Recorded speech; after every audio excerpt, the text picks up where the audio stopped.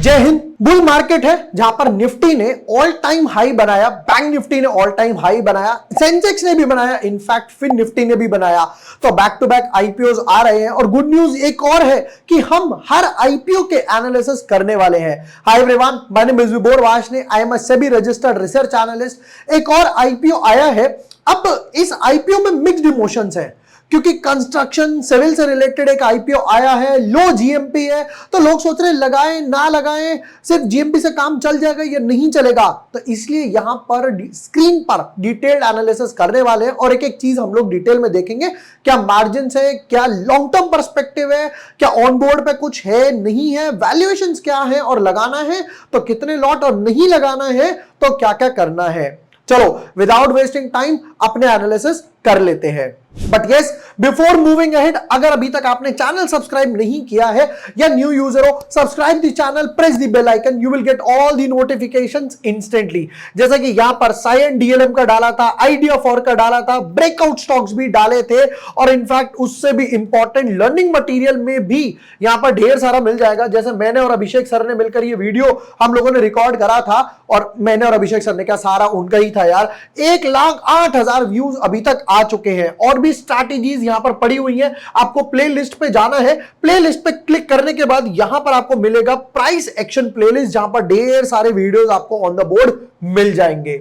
चलो ये तो गई अभी तक की बात। नेक्स्ट, पीकेएच वेंचर्स का आईपीओ आया है। अब ये आईपीओ की सब माया हम लोग देखने वाले हैं, क्या क्या बनने वाला है, क्या क्या है। मेरे साथ एक एक लाइन रीड करते रहना। चलो जी, इनकॉर्पोरेटेड इन 2000 यानी कि 23 साल पुरानी कंपनी है। PKH ventures engaged in the business of construction and development, construction development में है और क्या क्या है इनके पास, हॉस्पिटैलिटी एंड मैनेजमेंट सर्विसेज, यानी घर बनाते हैं, बिल्डिंग्स वगैरह बनाते हैं, प्रोजेक्ट कंस्ट्रक्शंस वगैरह पे लेते हैं।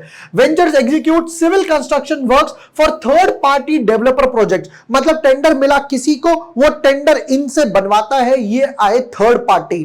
ठीक है। The civil construction business is executed by subsidiary and construction arm in the name of Garuda construction. Garuda construction के नाम से इनका काम चलता है।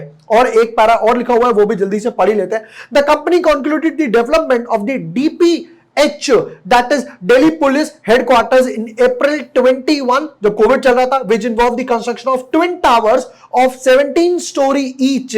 17 माले की 2 बिल्डिंग इन्होंने बनाई दिल्ली पुलिस हेडक्वार्टर्स की और ग्लास स्टील्स ये वो कनेक्टेड था। The company is proposing to develop its own forthcoming development project. अब ये थर्ड पार्टी से खुद में आना चाहते हैं धीरे धीरे, which include real estate development at Amritsar, Punjab, food park at Jalore, Rajasthan, cold storage facility, और इन सब में धीरे धीरे धीरे धीरे ये कदम रखना चाहते हैं। ठीक है। अभी तक के बिजनेस की बात करी जाए तो डेफिनेटली थर्ड पार्टी है तो वहां पे मार्जिन ऑटोमेटिकली कम हो जाएंगे। जो टेंडर लेगा वो भी खाएगा, फिर उसके बाद आपके पास आगे मार्जिन पास ऑन होंगे। अब इस केस में एक और प्रॉब्लम क्या रहती है, जब थर्ड पार्टी में काम आता है ना, तो वहां पे पेमेंट लैग्स भी उसी हिसाब से आते हैं। ठीक है। नेक्स्ट पार्ट पर आते हैं। पहले कुछ इंपॉर्टेंट डेट्स देख लेते हैं, इंपॉर्टेंट डेट्स के बाद आगे बढ़ते हैं। अच्छा, बिफोर दैट एक और न्यूज आई है। 1 दिसंबर 2023 से अब आईपीओ जब क्लोज होगा तो उसको 3 दिन के अंदर लिस्ट होना पड़ेगा। मान लेते हैं 4, 5, 6 को 3 दिन आईपीओ ओपन था तो 9 तारीख 10 तारीख तक आईपीओ को लिस्ट होना पड़ेगा। ये अब सेबी का नया रूल आया है। इससे बेस्ट पार्ट क्या होगा, फंड्स जल्दी रिलीज होंगे, जो ग्रे मार्केट प्रीमियम में वोलेटिलिटी आती है वो बहुत ही कम हो जाएगी। ये बहुत अच्छी बात करी है। चलो नेक्स्ट पार्ट आता है। अब फ्राइडे 30 जून को ये आईपीओ ओपन होने वाला है। 4 जुलाई तक ये आईपीओ ओपन रहेगा। यहां पर सैटरडे संडे ऑफ है। नेक्स्ट 7 जुलाई को अलॉटमेंट्स आएंगे, रिफंड्स इनिशिएट होगा या अनब्लॉकिंग होगी 10 जुलाई को, फिर उसके बाद शेयर्स आएंगे पास 11 जुलाई को और 12 जुलाई को यहां पर स्टॉक लिस्ट होने वाला है। ये तो हो गई कुछ इंपॉर्टेंट डेट्स की बात। अब आ जाते हैं कुछ जरा वैल्यूएशंस वगैरह पर, प्राइस बैंड क्या रखा है और वैल्यूएशंस वगैरह क्या डाली है। चलिए जी यहां पर आते हैं। 5 रुपीज की फेस वैल्यू है। मैं अपने हर वीडियो में यही चीज बताता हूं कि फेस वैल्यू 1, 2, 5 और 10 हो सकती है।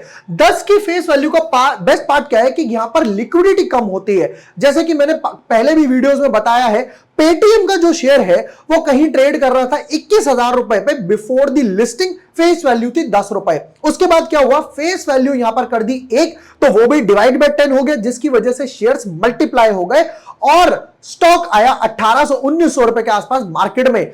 सिर्फ एक रीजन, लिक्विडिटी बढ़ जाती है। अब यहां पर इसने फेस वैल्यू डाली है 5, अगर इक्विवेलेंट बनाते हैं 140 to 148 है, तो ये जाकर कुछ बनेगा आपका 148 अप्रोक्सीमेटली यहां पर बनेगा 296, राउंड ऑफ टू 300 के आसपास। ठीक है, नेक्स्ट पार्ट पर आते हैं। 100 का लॉट है यहां पर, यानी 14800, 14,800 की इन्वेस्टमेंट हो गई। जो नए लोग हैं, कट ऑफ प्राइस ये डालना 148 का, अपर बैंड पे हमेशा डालना है।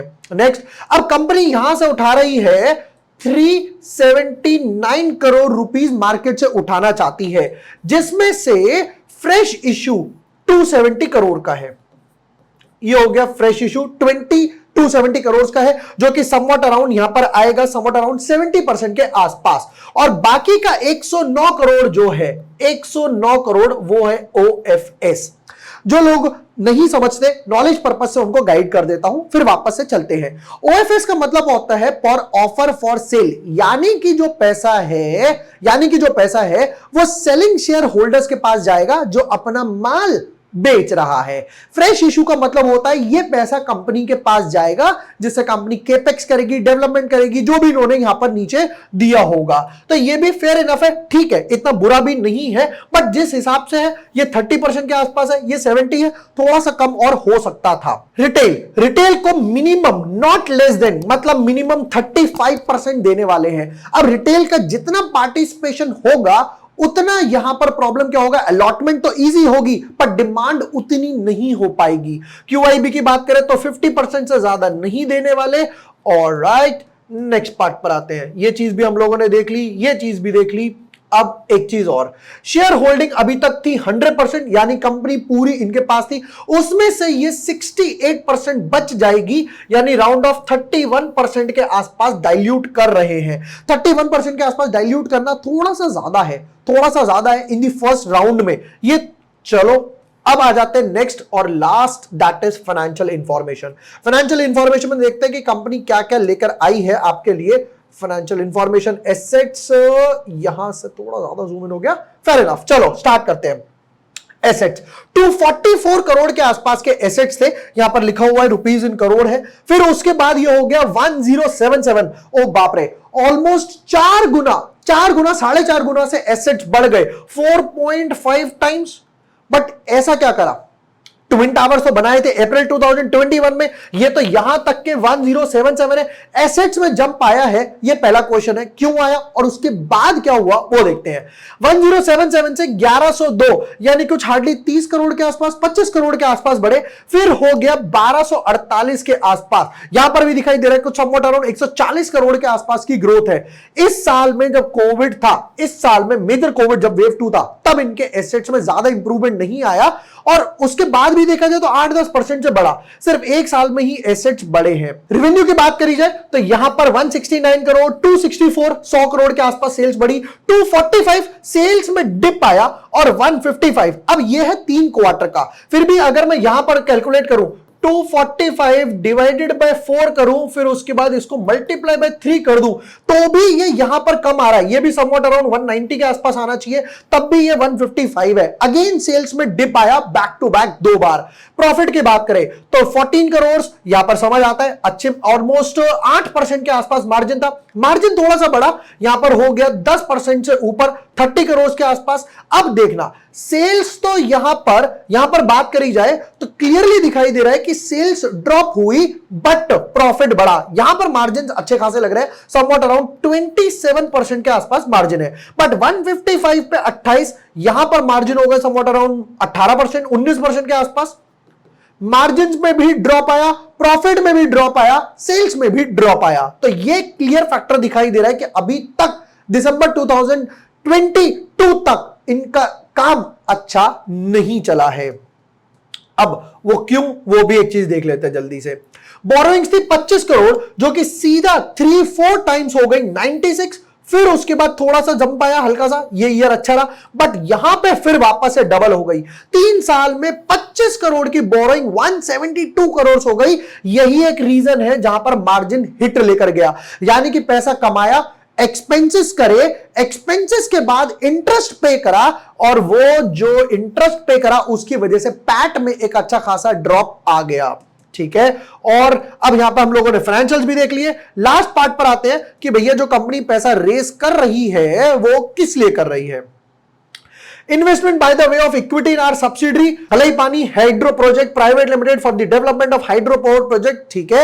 Investment in Garuda Construction, ठीक है, for the funding of long term capital requirements, funding strategic, और ये वो, यानी कि ये तो क्लियर है कि ये लोग साफ बोल रहे हैं कि भैया हम इस टाइम पर लॉन्ग टर्म इन्वेस्टमेंट में इंपॉर्टेंस रख रहे हैं, फोकस कर रहे हैं, बट हम लोन या फिर डेट नहीं रीपे करने वाले इस पैसे से, जो 70% पैसा जाने वाला है कंपनी के पास एज इन फ्रेश इशू के पास। अब आते हैं फाइनल वर्डिक्ट की तरफ, क्योंकि यहां पर एक ब्लैंक पेज ले लेते हैं, काम करते हैं। अब यहां पर बात करें तो अभी तक प्रॉब्लम क्या हो रहा है, 70% जो है वो फ्रेश इशू है, 30% जो है वो ओएफएस है, बट 35% जो है वो रिटेल वालों को दिया है, और नॉट लेस देन रिटेल वालों को दिया है। तो रिटेल वाले क्या करते हैं, एक 2 लॉट लगाते हैं, जिसकी वजह से उनको अलॉटमेंट तो इस बार मिल जाएगा, बट डिमांड ज्यादा क्रिएट नहीं हो पाएगी। मैं इस आईपीओ की बात करूं तो मैं हार्डली यहां पर मैक्सिमम 15 टाइम्स बोल रहा हूं ओवर सब्सक्रिप्शन 15 टाइम्स के आसपास जाएगा, कुछ 7 to 15 टाइम्स के आसपास जाना चाहिए यहां पर, क्योंकि बाकी दो जो आईपीओ आए हैं, साइन डीएलएम और दूसरा जो आईपीओ है आइडिया फॉर्ड, उसके पैसे अनब्लॉकिंग इसमें यूज नहीं हो पाएंगे, तो लिक्विडिटी वहां पर ब्लॉक रहने वाली है। अब बात कर लेते हैं लिस्टिंग गेन के आसपास की। लिस्टिंग गेन के 148 रुपीस के आसपास का पर शेयर है, तो वहां पर अगर मैं बात करूं तो अप्रोक्सीमेट बोलूंगा, अप्रोक्सीमेट 5-7%, 10% के आसपास मैक्सिमम लिस्टिंग गेन हो पाएंगे। इन शॉर्ट, अगर आप सेफ ट्रेडर हो तो I would advise not to apply with this IPO. अगर आप थोड़ा सा रिस्क ले सकते हो तो आप इस आईपीओ के लिए जा सकते हो। यहां पर अप्रोक्सीमेट लिस्टिंग गेन की बात करूं तो 8-10% के आसपास लिस्टिंग गेन हो पाएंगे। मैंने सेफ ट्रेडर को क्यों मना करा, कहीं पर अगर हम 15,000 लगाएंगे, कोई ब्रेकआउट स्टॉक मिल जाता है, इनसाइड बार ब्रेकआउट मिल जाता है, तो हम वहां कवर कर सकते हैं। यहां पर अगर आईपीओ नेगेटिव की तरफ खुला तो थोड़ी सी प्रॉब्लम हो जाएगी सेफ ट्रेडर के लिए, बट अगर आप रिस्की ट्रेडर हो तो एक लॉट के लिए अप्लाई किया जा सकता है for a minimum, for approximate gains of 8-10%। ये तो यहां पर आईपीओ के डिटेल्ड एनालिसिस। वीडियो पसंद आया हो तो share with your friends, like and subscribe. Thank you for watching the video. Lots of love.